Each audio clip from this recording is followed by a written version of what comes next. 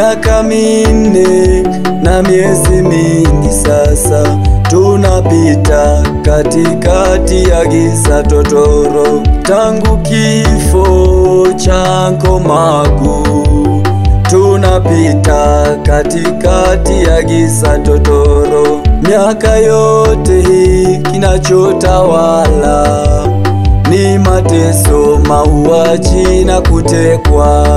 Ni kama moja ya wakati aliyokuwepo mwanamke Yezebeli, alitumia nafasi yake kuwaua wasio na hatia.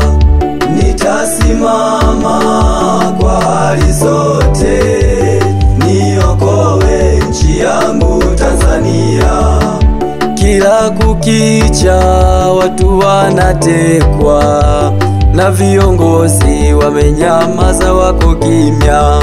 Askofu Gwajima ameupinga utekaji, mauaji kwa wananchi. Wamemwinukia wakisema ana hekima kwa kupinga utekaji. Haikutosha, kanisa lake wakafunga bila sababu ya msingi. Nitasimama kwa hali zote, niokoe nchi yangu Tanzania. Nitasimama kwa hali zote, niokoe nchi yangu Tanzania. Mbarikiwa amekemea mauaji, utekaji na dhuluma. Wameinuka wakisema unachanganya dini na siasa. E Mungu wangu, nitie nguvu kuitoa Tanzania kwa waovu.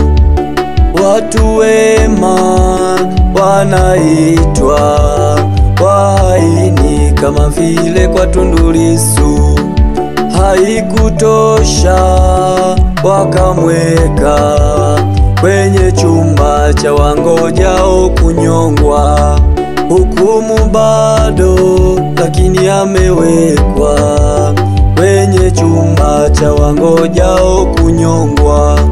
Nitasimama kwa hali zote, niokoe nchi yangu Tanzania. Deni la taifa laongezeka na wananchi kula kwetu mlo mmoja.